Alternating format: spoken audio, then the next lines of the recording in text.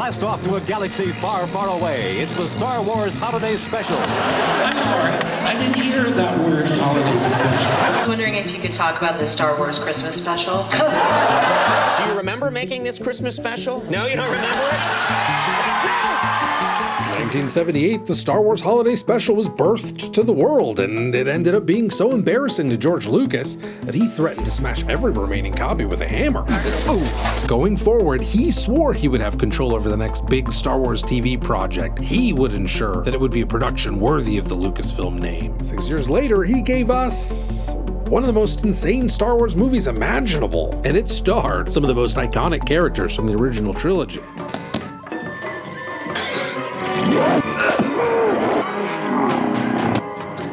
And then he did it again the following year.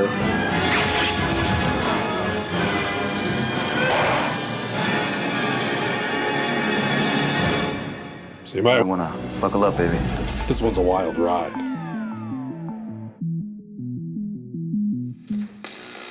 There's so much Star Wars around every corner, and Season 3 of The Mandalorian popping off as we speak.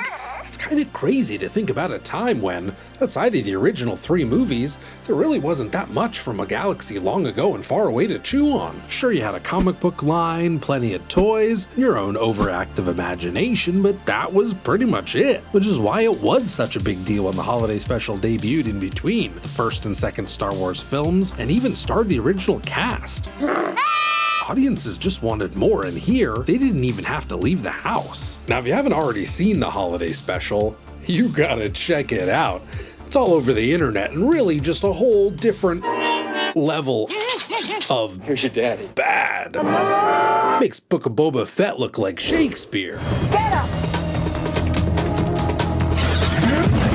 Or not. And when it debuted on CBS in November of 1978, critics hated it, fans hated it, and just about the entire cast hated it too. In a 2005 interview with Static Multimedia, George Lucas discussed how, other than letting them use the characters and locations in the Star Wars franchise in general, he and his team really didn't have that much to do with it. Of course, this isn't to say that he didn't receive a fatty Bo-Batty licensing paycheck, but we also start to see that even in the early days of Star Wars, George was starting to think about how he could keep this gravy train of a franchise rolling, even when there wasn't a big cinematic tentpole film to support it. And I got a phone call from George, which usually meant Jane Bay, his assistant. I picked up the phone and go, "Hi, Jane." I'm like, "Good, it's George." Who? But no, he explained to me, do you realize when that came out, we'd been in the movie theater for almost a year and a half. It opened in the summer of 77. This is fall of 78. So George says, look, it's just a way to keep the merchandising fresh in people's minds, and, you know, it's really a favor to me for the merchandisers. I said, oh, right. And when it comes to the gravy train that is merchandising, nothing beats the purchasing power of kids. Nobody knew this better than George Lucas. Now, in those days, there was no licensing. Right. It didn't exist. Because to do a licensing program, to make toys and that sort of thing, it takes a year. And it costs as much as making a movie. What I said is, I have a feeling that studios are not going to like the movie. The studio will not advertise the movie. And so I am going to have the right to make T-shirts and posters and plaster them all over and send people out in their T-shirts to Disneyland. Wow. And I will promote the movie that way. So I've been able to sustain myself doing licensing. But why reinvent the wheel and start from scratch? Especially when so much work had been put into educating consumers on the various alien creatures and locations from the films. Why not just capitalize on the newest pop culture icons that had been introduced in Return of the Jedi and proven to be mega popular with the youngest of Star Wars fans, including George's own daughter. Attention, Earth parents! They're celebrating because kids everywhere love their Ewok family hut. When George Lucas came up with the concept of an Ewok spin-off, it was initially planned as another solo hour-long holiday special. But with the failure of the holiday special still fresh on everyone's mind, there really wasn't all that much interest from the TV networks. The only nibble came from ABC, but even then, they weren't all that much interested in a 45-minute TV special. Instead, they proposed and agreed upon expanding this Ewok spin-off into a 90-minute movie, which would then slot into their ABC Saturday Night Movie block. So while George did have a deal in place, he also now had a major challenge to work through. How the heck was he going to take a movie franchise known for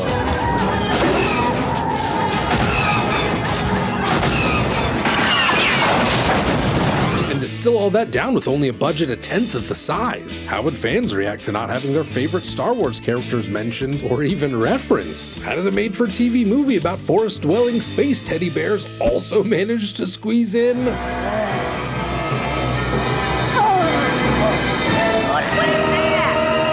It looks like the monster is something real big. And from Wham to Ewoks, on Sunday, November 25th, ABC will air George Lucas's first ever TV project, a TV movie called The Ewok Adventure, which features those furry little creatures from Return of the Jedi. Entertainment Tonight has learned that it can be heard in stereo. This will be the first time any of the commercial networks has attempted a nationwide primetime stereo simulcast. Here's an exclusive first look at a scene from The Ewok Adventure, which stars little Aubrey Miller and Eric Walker. From the creators of the Star Wars saga, a world premiere presentation. A bold adventure of courage and daring. Mace, we're lost! Where heroes become legends, and the only thing you can be sure of is magic. Lucasfilm's The Ewok Adventure. Brought to you by Huggies.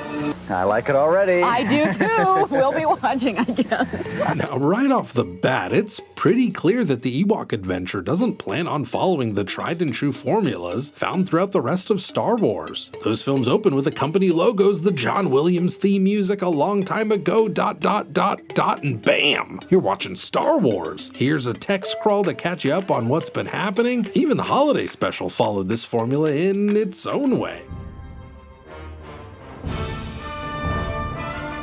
The Star Wars Holiday Special.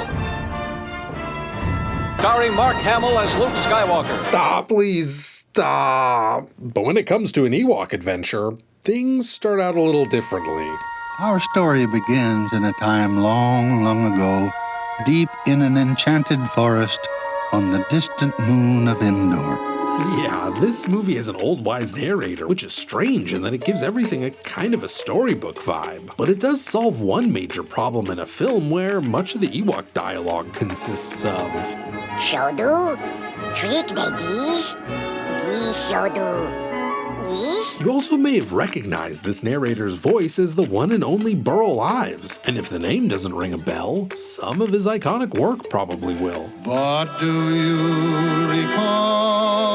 So Sam the Snowman introduces us to the Tawani family, whose star cruiser has crash landed on the forest moon of Endor. The parents are quickly snapped up by a large monster who we later learn is called a Gorax, which leaves the two children, Mace and Sindel, stranded in a hostile environment. Lucky for them, they run across a nice family of Ewoks, one of which just so happens to be Wicket, the main Ewok from Return of the Jedi. The first half of the movie plays out as more of a reintroduction and reimagining of Endor. Unlike the version in the film, this is a much more dangerous place with vicious-looking creatures around every turn.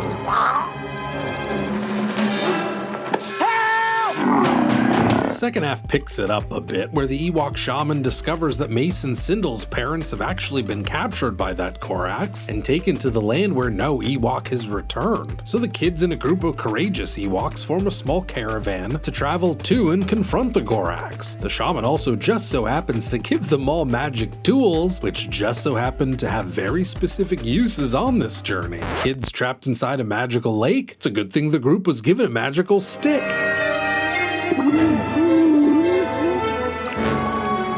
Caravan has come to a dead end and isn't sure where to go? Better use that mystical rattling rock.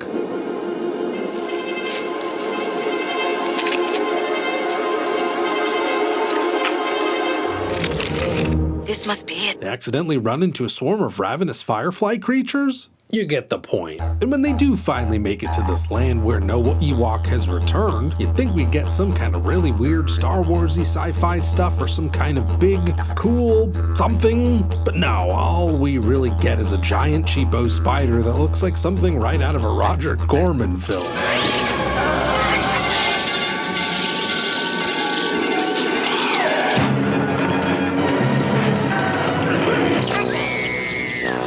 group eventually locates Mace and Sindul's parents, who've been thrown into a cage by the big-ass Gorax, I guess to be eaten or something, it's not really clear. So the Ewoks distract the Gorax, which allows Mace to climb up and rescue his parents. But in the end, is the Caravan of Courage able to escape unharmed? Surprisingly, no. While fending off the Gorax, one of the members gets hit with a pile of falling rocks and we end up with a full-fledged Ewok death scene.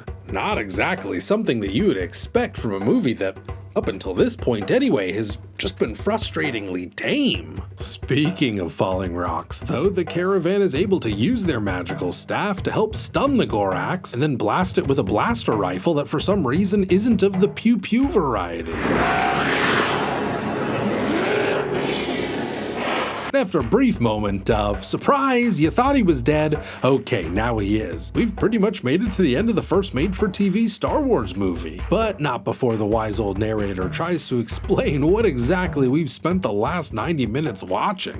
Reunited, the families enjoy the simple pleasures of being together.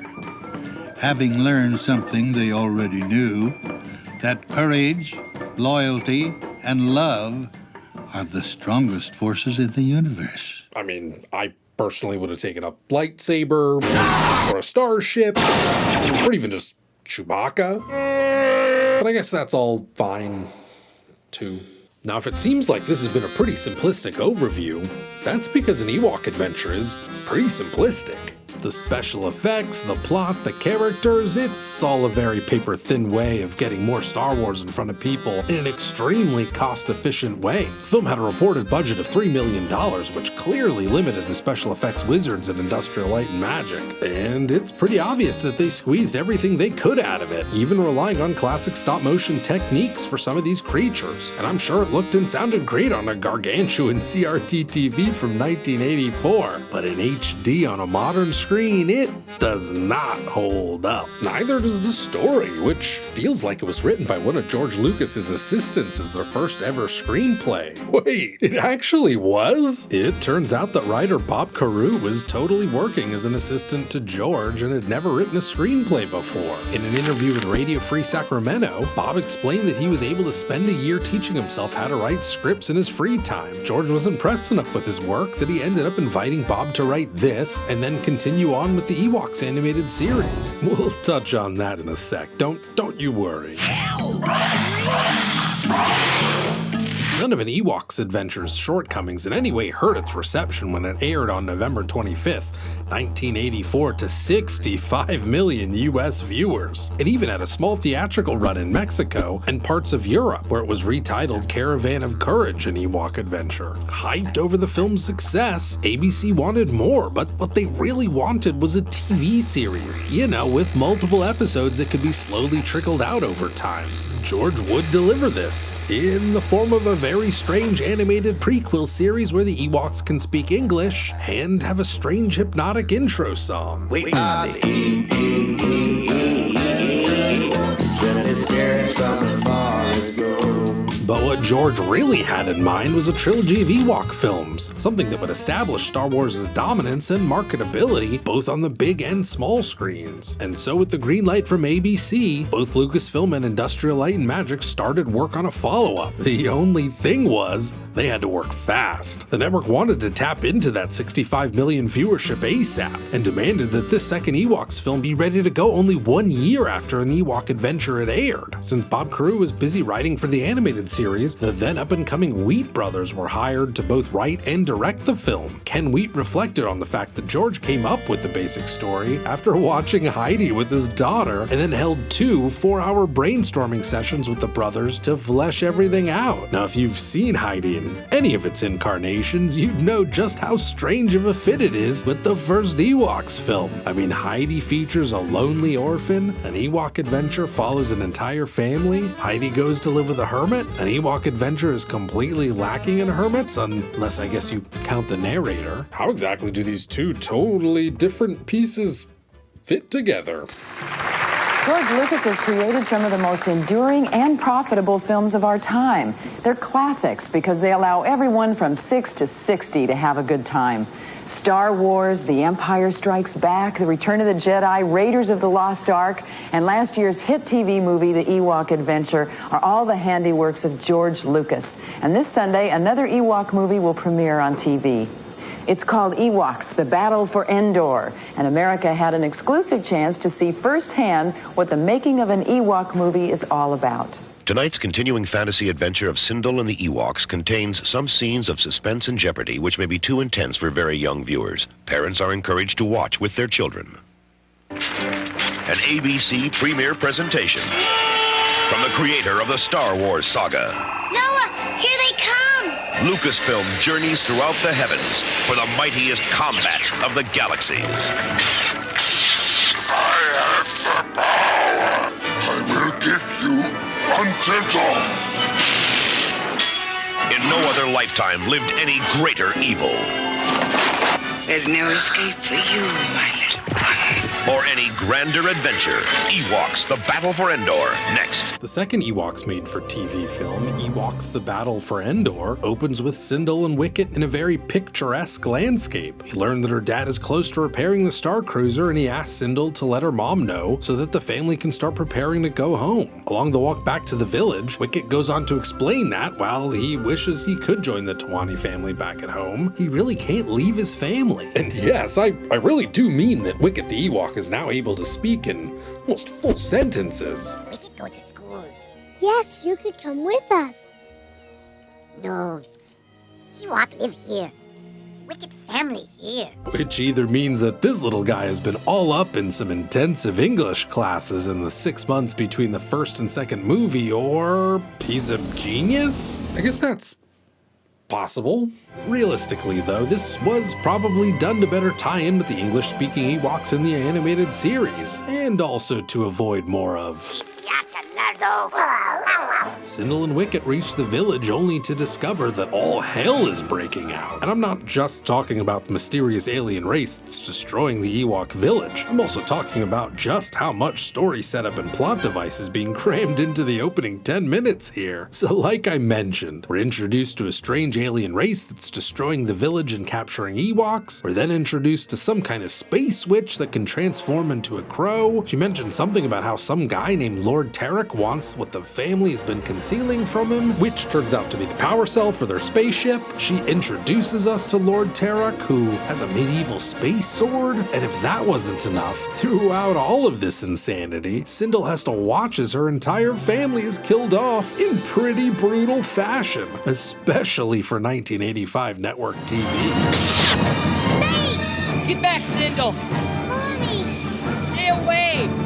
Get help! Get Dad!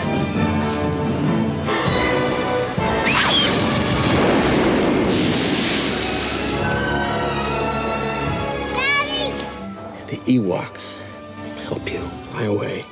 I won't. Don't look back, just run fast. Run!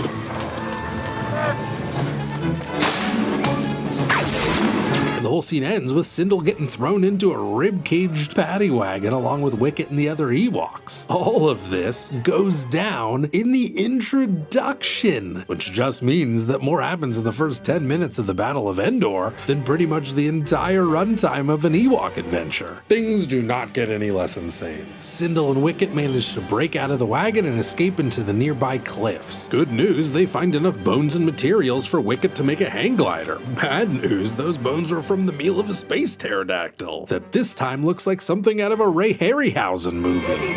Help! Wicked!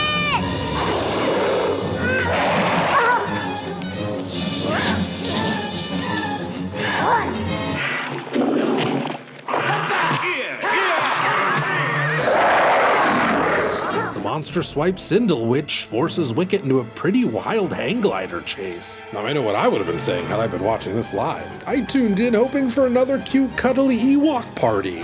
Where's the fun? Can I get a hijink or two at least? You are a pretty prize. Well, you're in luck, because this is where we're introduced to Wilford Brimley and his cute little sidekick, Teak. You know who Wilford Brimley is, right? In the 80s and 90s, Wilford Brimley was in a ton of high-profile movies, always playing the grumpy old guy. Sometimes the grumpy old guy was a baseball coach, other times he was a badass.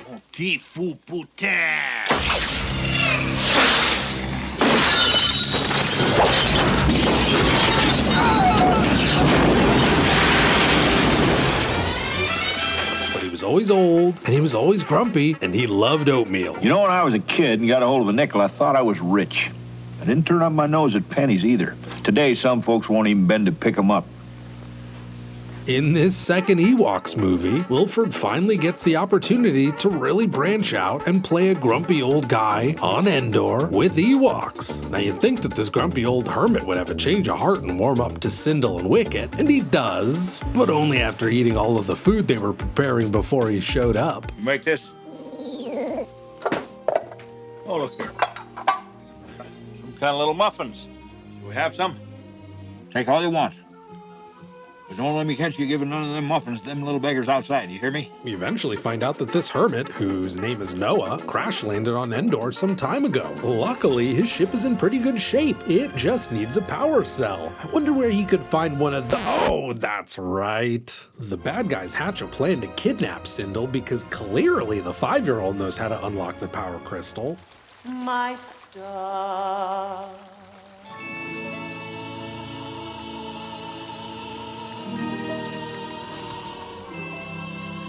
Hello. I've been waiting for you.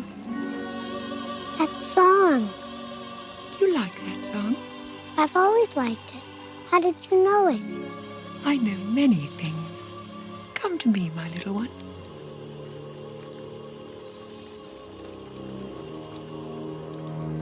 Will you hand me my robe?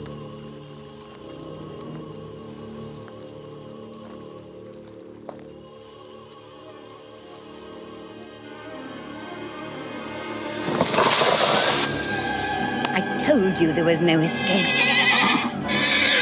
I guess we can add space sirens to things that I never would have expected to see in the Star Wars universe. But all of this actually works out for the best because it puts Sindel rescue and power crystal retrieval like at the same address. And let's just touch on this address for a quick second here. Apparently, Lord Tarek's base of operations is a castle from a different, very non-Star Wars movie? Okay. All in all, the prison break ends up being a pretty easy task. I think the entire sequence is maybe 10 minutes total. Not so easy though is the fact that Lord Tarek isn't so thrilled about Sindel and the power crystal being taken, and so he sends his entire army out to just wipe out the entire Ewok village. And so we end up getting just a whole lot of small-scale Return of the Jedi action, which is really the highlight of the whole film.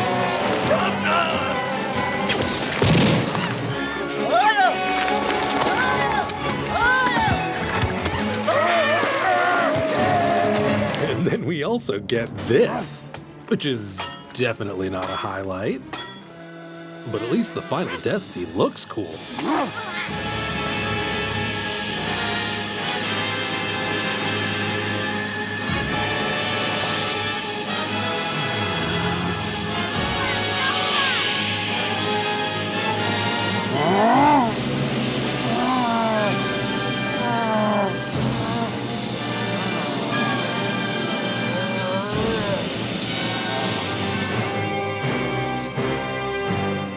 That, the strange alien monsters are defeated. Noah and Sindel say their goodbyes to the Ewoks and blast off in a newly refurbished Star Cruiser. Where exactly are they headed? What's the plan once they get there? Who's to say? Now, without a doubt, Ewoks The Battle for Endor feels way more put together than an Ewok Adventure, where that movie had an aggressively simple story with very limited moments of excitement. This sequel at least has a semblance of a plot and some decent smaller scale action. Are the plot points unique? Are they actually selling the idea that what we're watching is really a battle for Endor? Definitely not. The whole setup here where out goes most of the Tuani family and in comes a whole bunch of random bad guys, it's really just a jarring way to start things off. And as things progress, most of the pieces that we're presented with just don't really fit together. Lord Tarek and his castle, the space witch and her transformation ring, the random stop-motion animated monster, these all feel less like Star Wars and more like another Lucasfilm project that would be released 3 years later.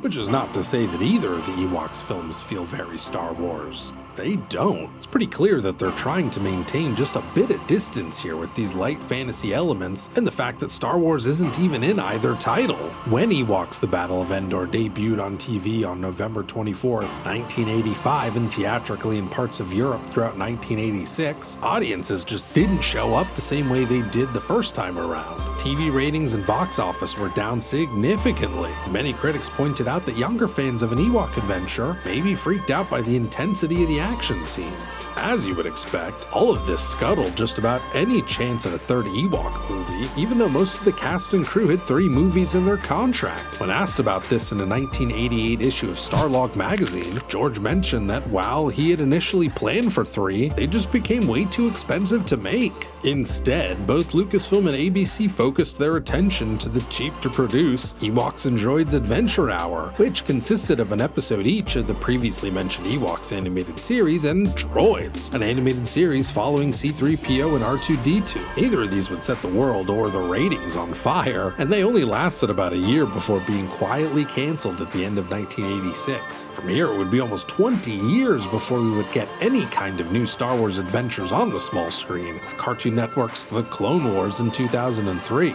And nowadays, with Disney pushing out so many different series from the long-ago faraway galaxy, it feels like TV may just be the primary driver for the franchise, which is why it's just so fascinating to go back and explore these made-for-TV Ewok films and see Star Wars at its most experimental, all from a time when it wasn't bound by continuity or canon or fan reaction on the internet. There's definitely a charm here that just doesn't exist anymore. Thankfully, Disney Plus has included both an Ewok Adventure under the Caravan of Courage title and Ewoks The Battle of Endor as part of their collection of vintage Wait a minute. Who is this?